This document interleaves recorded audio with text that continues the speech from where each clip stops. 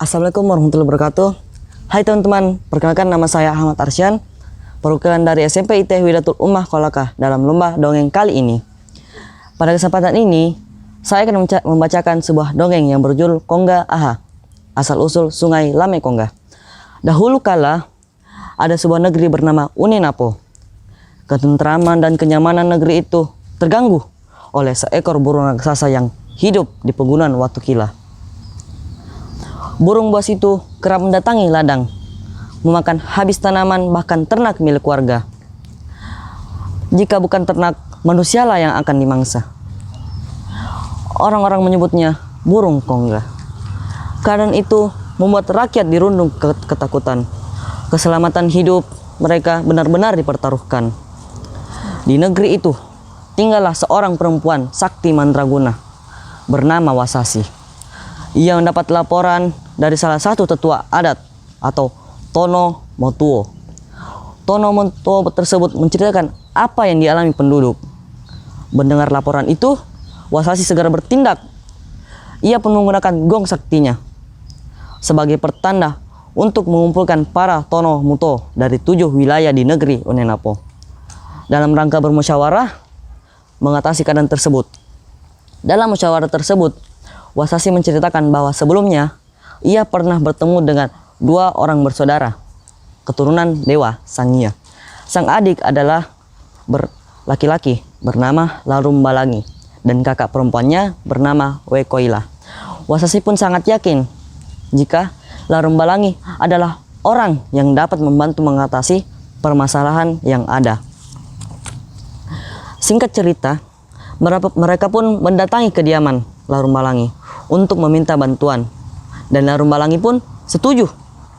Dipimpin Larumbalangi, Wasasi dan para Tono Motuo pun mengumpulkan rakyat untuk bekerja sama membuat perangkap yang digunakan dari ribuan bambu runcing. Perangkap tersebut ditancapkan secara melingkar. Larumbalangi pun berkata, "Kita perlu seseorang manusia dan seekor kerbau. Itulah yang akan menarik perhatian Kongga." Kerbau mungkin bukan masalah, tetapi siapa yang ingin menemani kerbau?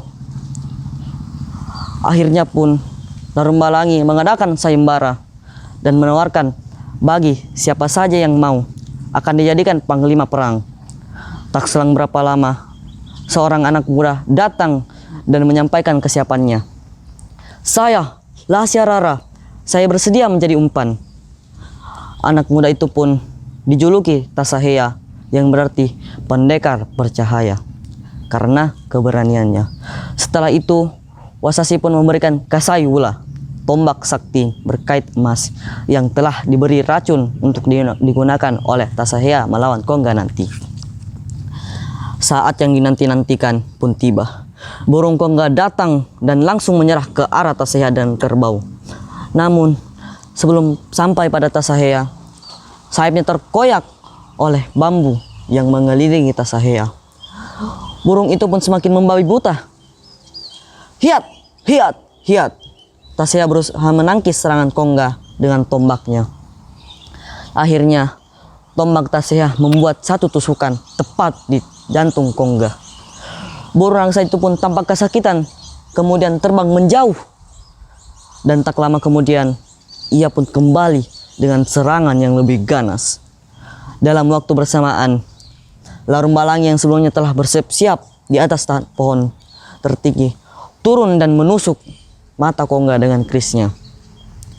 Burung tersebut berputar-putar mengelilingi berapa di daerah seperti Pomala, Malili, Ulokalo, dan daerah lainnya, yang membuat tanah menjadi merah akibat tumpahan darah dari bekas luka pada tubuhnya.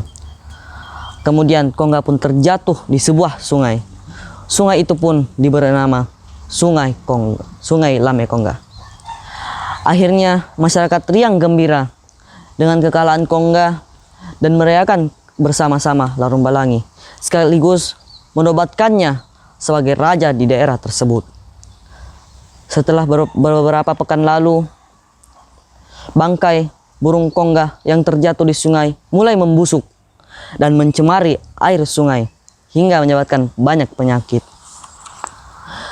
Sang Raja Lalumbangi menginggau untuk mengadakan Musehe Wanua, yaitu penyucian negeri. Raja Lalumbangi kemudian berdoa, "Ya Allah, turunkanlah hujan yang bermanfaat." Akhirnya hujan deras pun mengguyur daerah tersebut hingga menyebabkan banjir hebat di sungai Lamekongga dan menghanyutkan bangkai Kongga sampai ke laut. Bencana pun kembali teratasi. Bertahun-tahun lamanya Larumbalangi memerintah sebagai raja.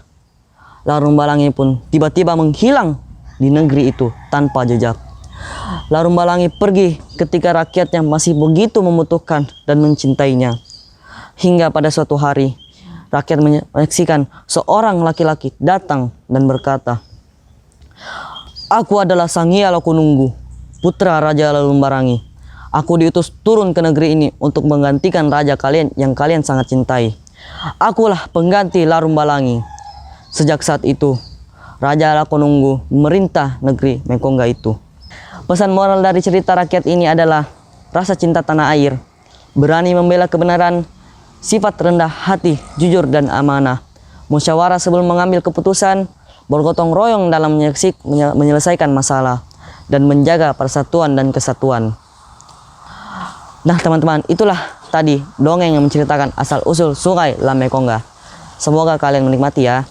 Assalamualaikum warahmatullahi wabarakatuh.